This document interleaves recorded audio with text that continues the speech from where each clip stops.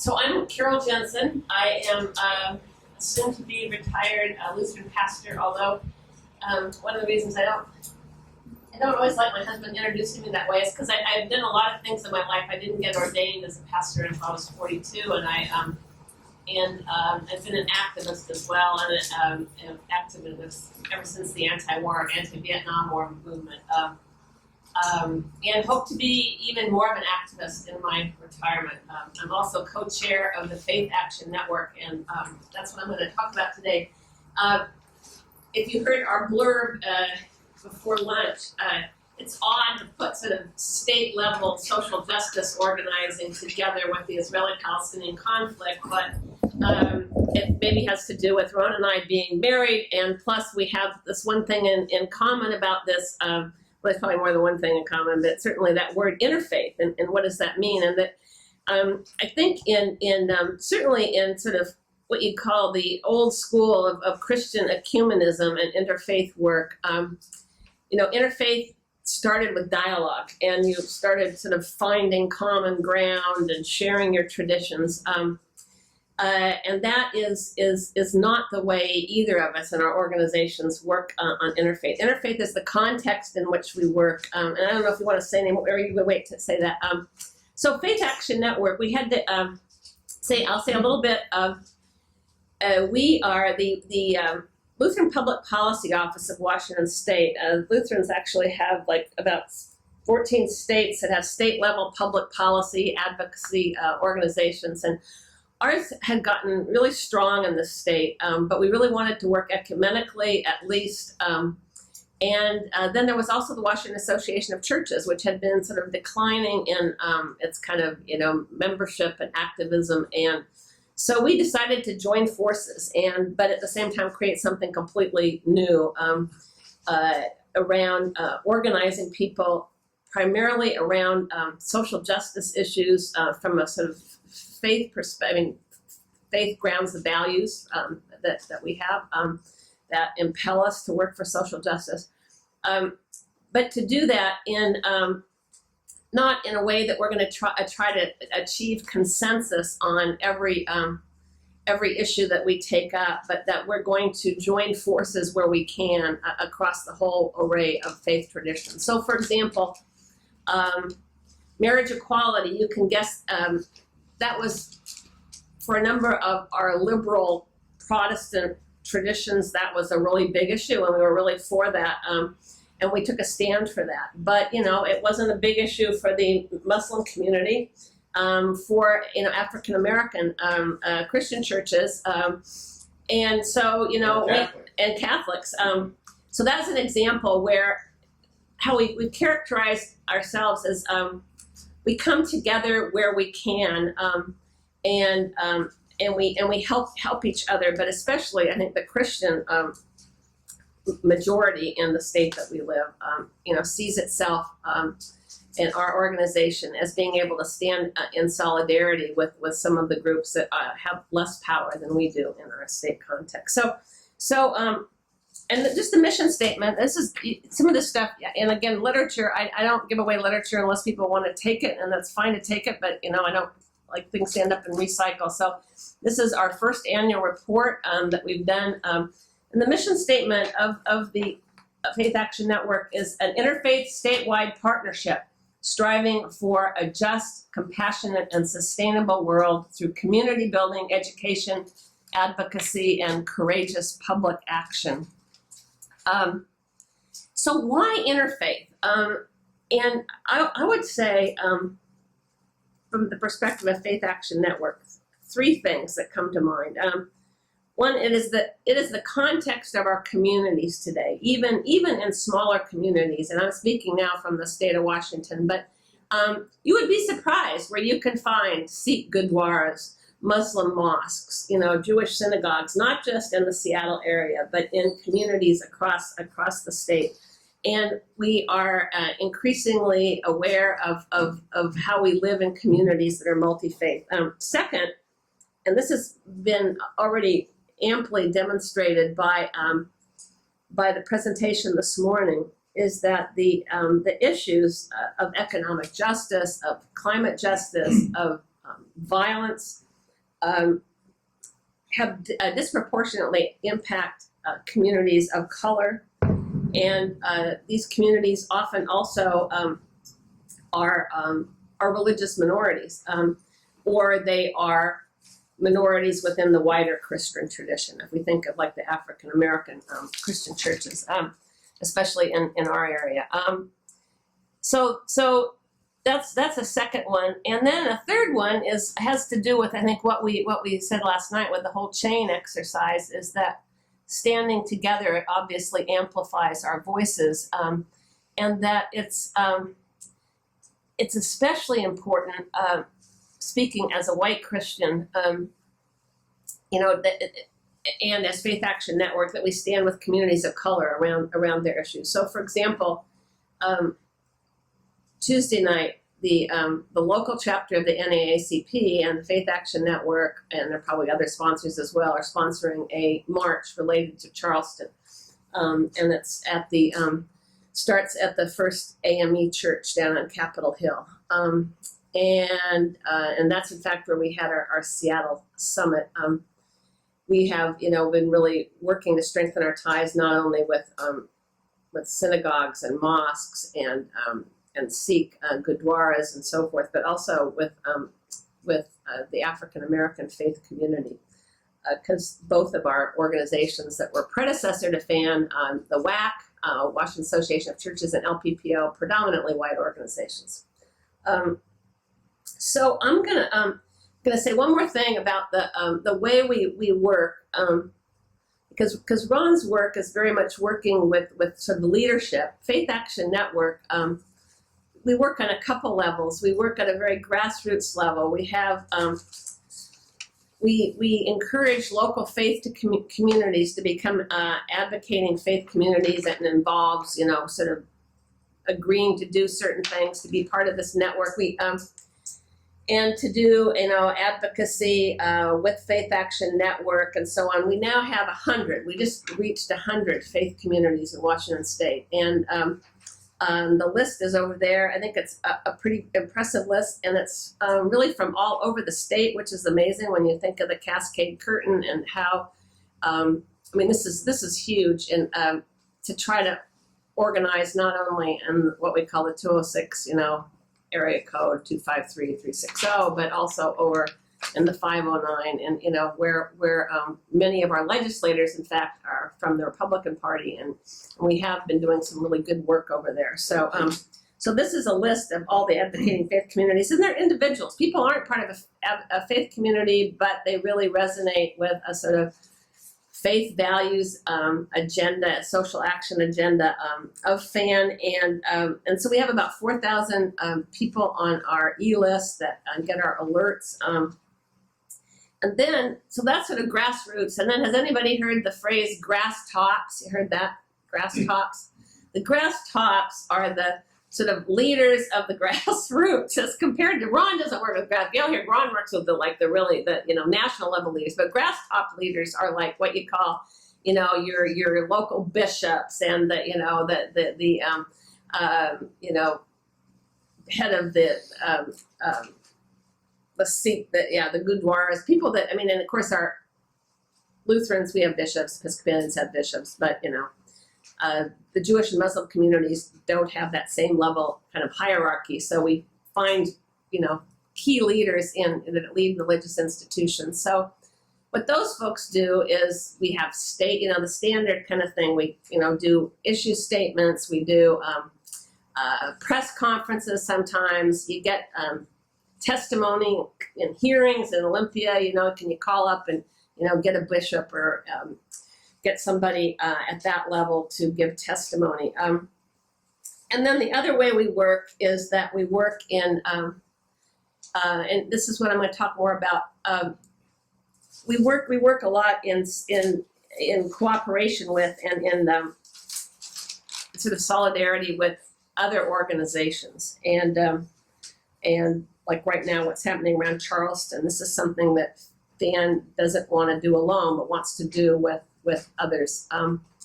So I'm going to give you an example. I'm going to show you it's going to be really hard to see, but you'll be able to hear it. An event that happened. this is often, I mean, we do choose issues for the year, and I'll talk a little bit more about those in a minute. But a lot of times issues choose us. So we like to think of ourselves as nimble. And even though we involve a big network of people deciding on our legislative priorities for the year, something happens and we need to be able to, like, you know, respond. So whether it's Charleston or I'm going to show you something. Remember when there was the shooting at the Sikh temple in Wisconsin? And that was in 2012. There were 6 people killed.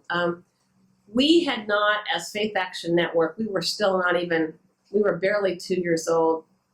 We had not reached out to the Sikh community. We hardly knew anything about the Sikh community, but it was like suddenly a fast learning curve. You know, how could we, as a statewide network of religious leaders, be there for the Sikh community in our area as they not only mourned what happened in Wisconsin, but also as they, you know, we're also going to try to play a role. I just saw an amazing eagle out there. Ooh, whenever I see an eagle, I have to stop.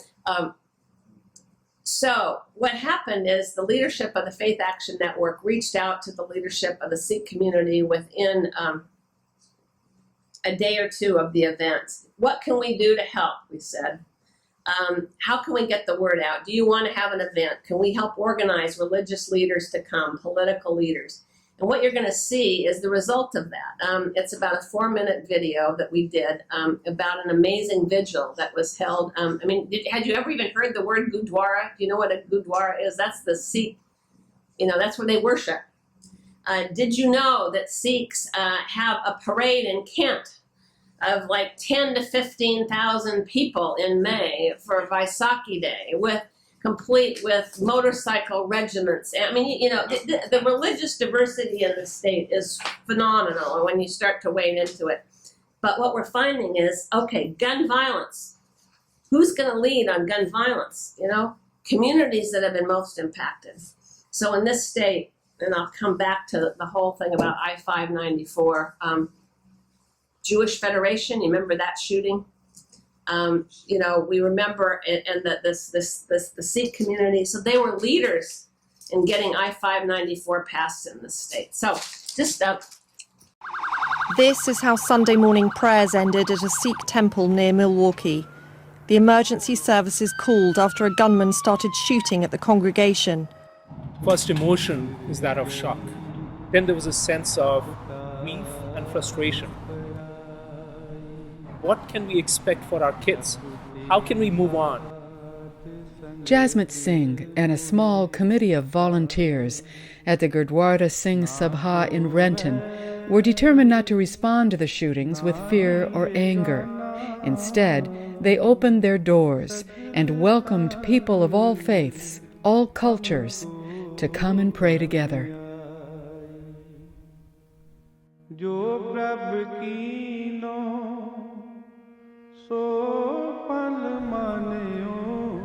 What I realized is it was not just the Sikh community that was grieving. There were a lot of other people who really needed to express the emotions that they were feeling. And you had to give them that space to say, yeah, it was okay for you to come here. Join the community in prayer and service. And really light that candle, that flame of hope. And take a stand, in our communities against hate. We have to mean it from the bottom of our heart and then show consistently when something like this happens. An expert spoke on what it means to be Sikh and offered some history on the Sikh religion. Civic dignitaries, including a U.S. senator and gubernatorial candidates, spoke of a common vision of a world based on compassion and justice, a world without hate. All of them stand up there and say, this is what we want our world to look like. This is what the common fabric of America is all about. Outside, members of the Sikh community held up banners representing each of those who died in Wisconsin. What does it mean to lose a father? What does it mean to lose a brother? What does it mean to lose a mother? Right? So what we wanted is young people, old people to stand out there and hold a banner and say, look, this person is not there today, right? But I'm standing in for this person. And yes, they've left behind a family.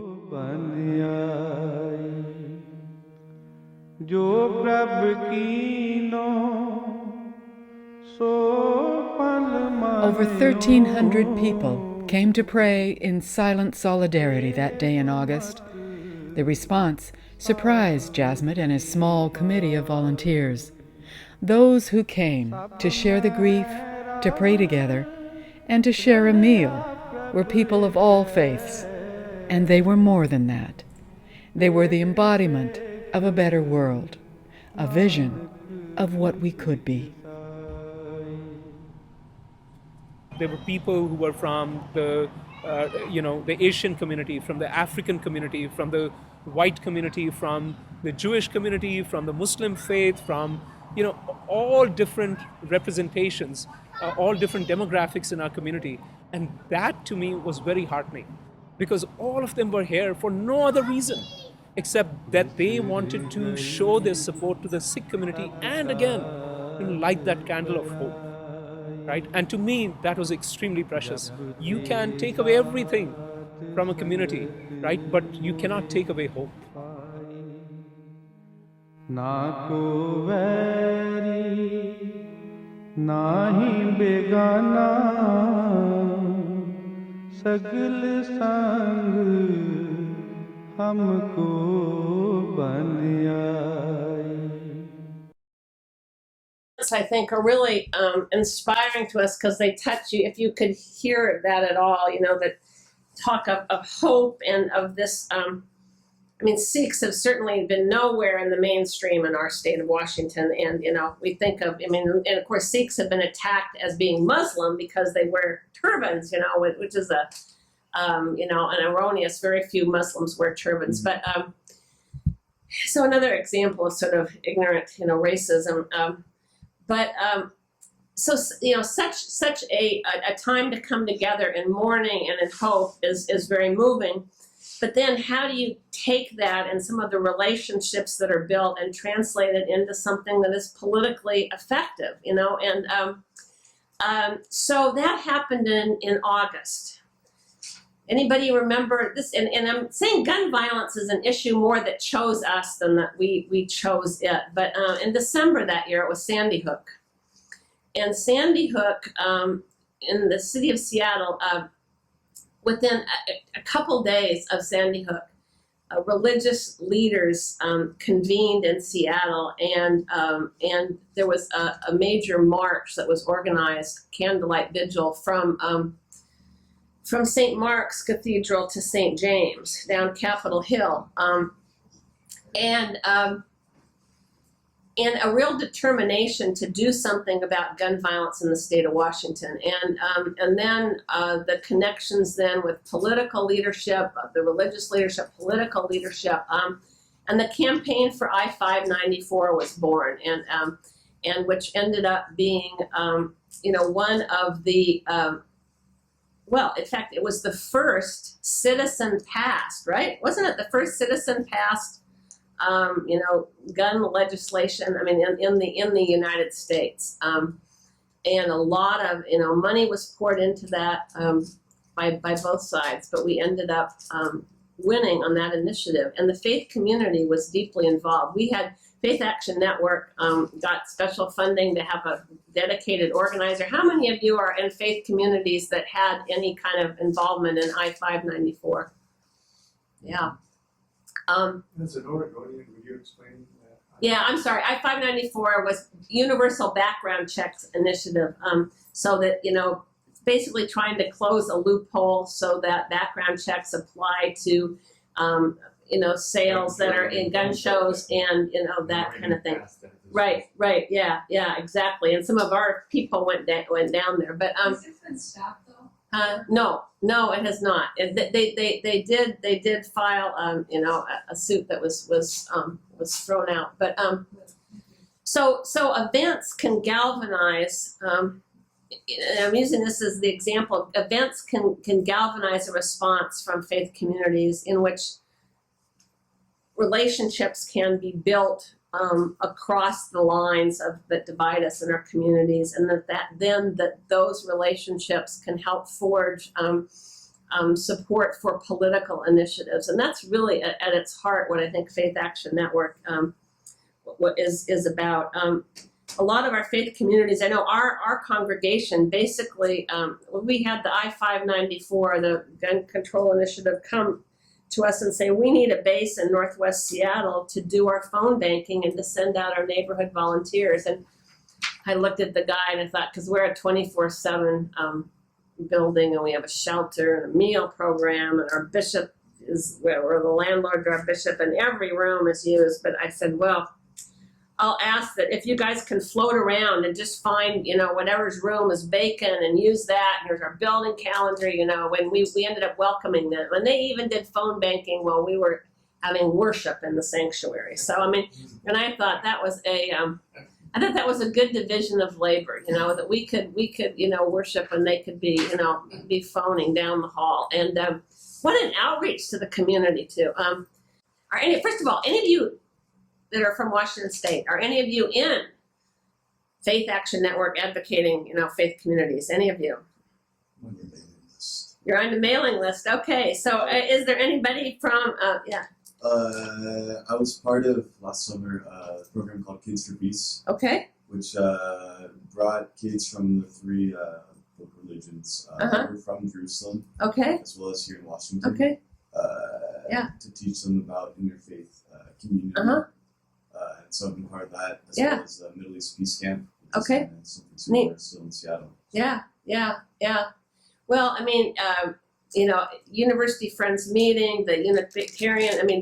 You'd think actually that some of those were later to come on, because we started with a bunch of Lutherans, but then we expanded outward. But now we have, I think, about 6 synagogues. We don't have any mosques. Mosques are.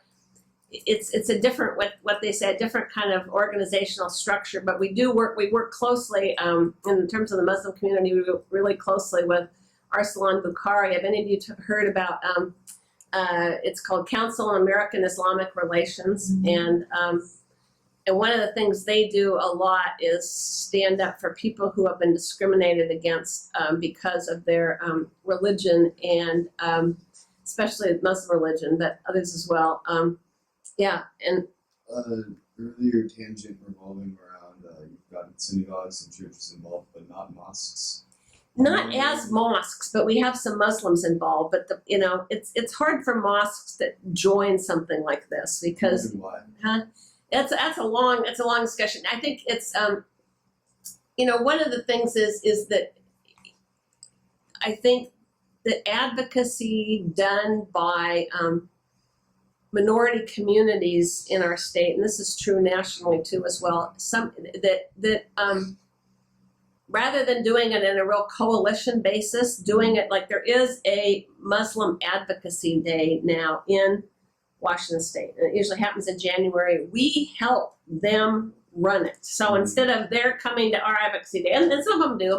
If you come to Faith Action Network Advocacy Day, you will see Arsalan Bukhari, and you'll see maybe an imam or two, but they also have their own advocacy day, and so I think that's one of the reasons. But we do have we have Buddhists, Unitarians, Quakers, Christians.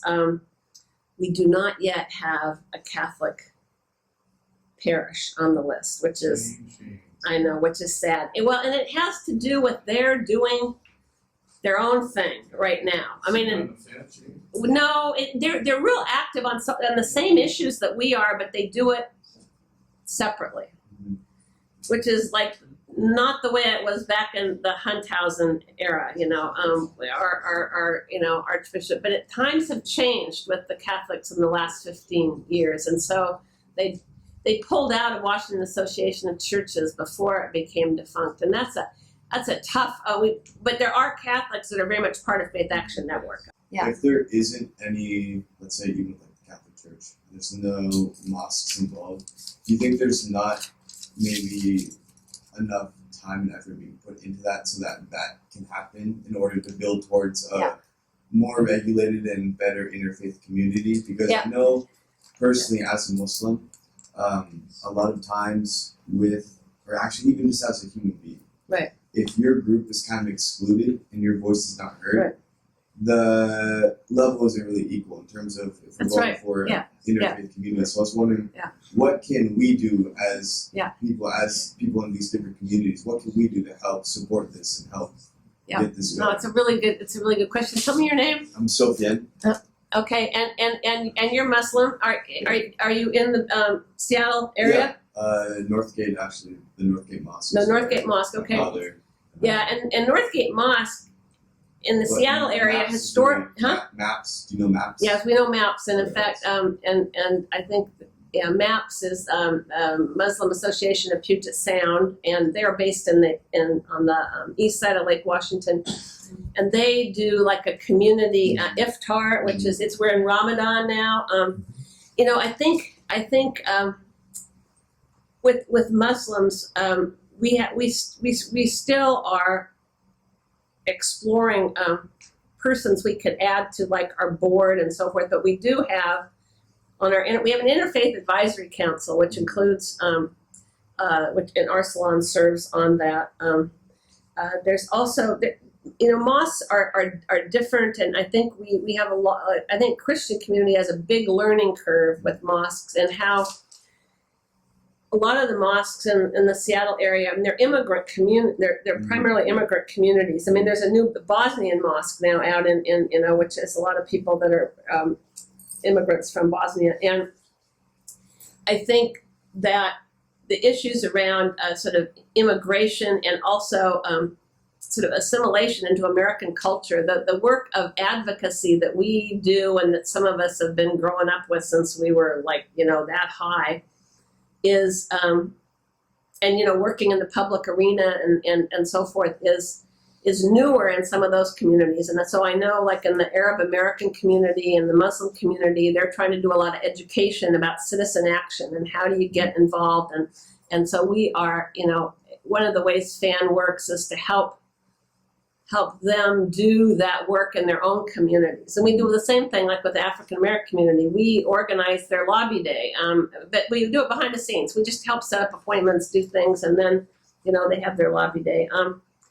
But the other thing is our agenda, some of our agenda is not top priority for some of these, other communities. I mean, our number one issue is related to income inequality, wealth inequality, and we've done a lot of work on things like wage theft and minimum wage, been very important for Faith Action Network, but also we have issues that find us. For example, the issue of human trafficking, that wasn't even on our legislative agenda, but what happened is we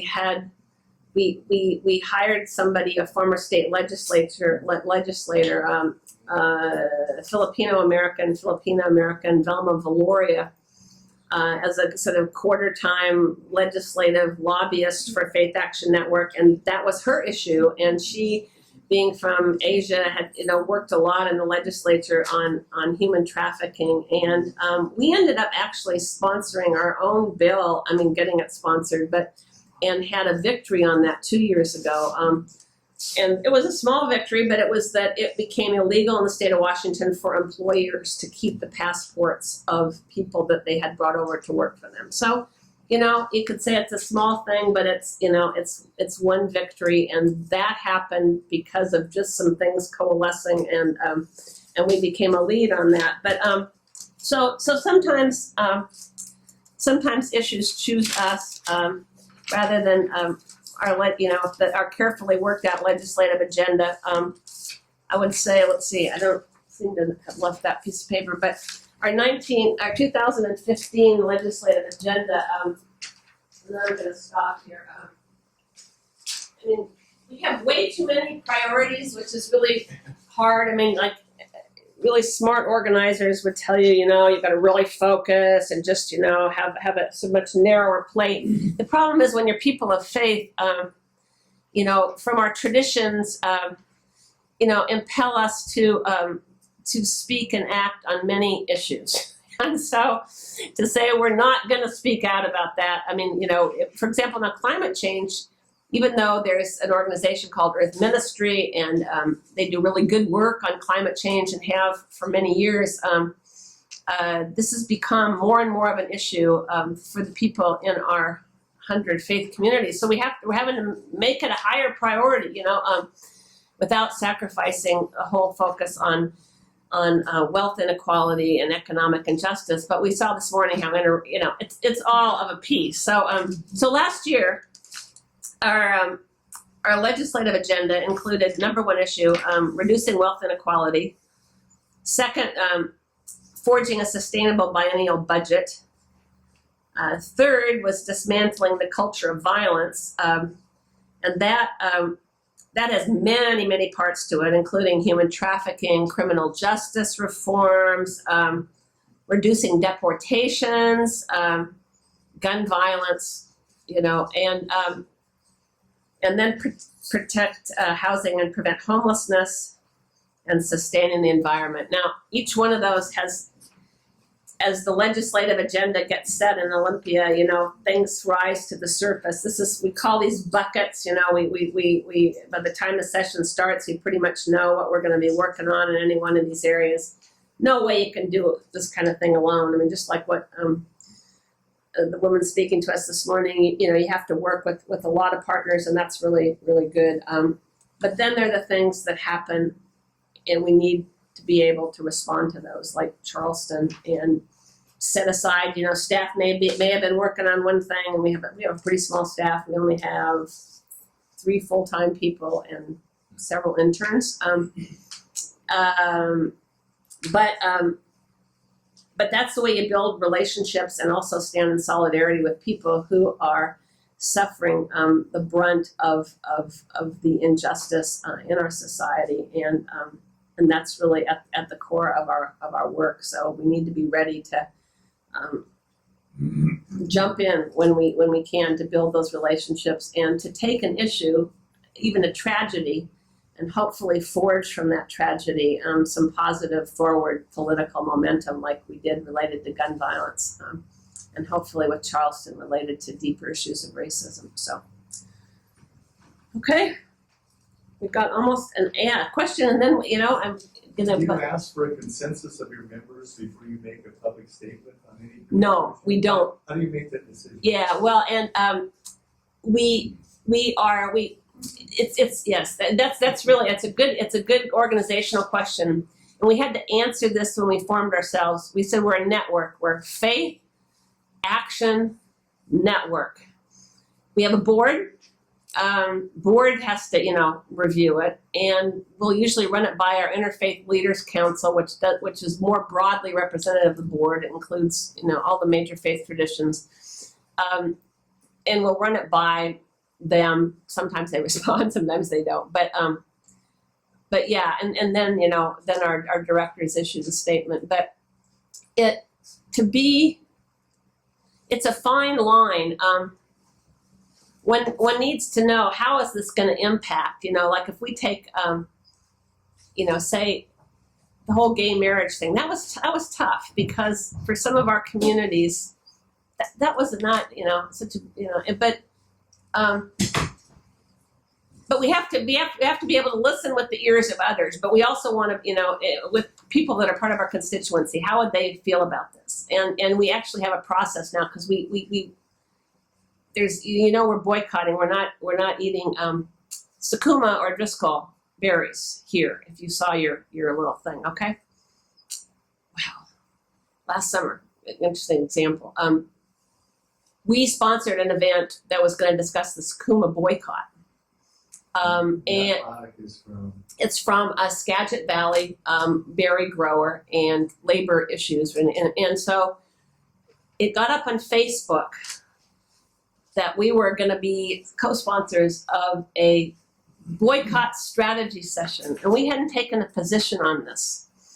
Social media, it hit the fan, because Lutherans especially, we have a lot of growers up in, we have people up in Skagit County that, you aren't telling us our business. And so we learned from that on something where we have stakeholders on both sides of an issue, we have to be really careful. And we have to like run it by, people, but we don't have votes like that.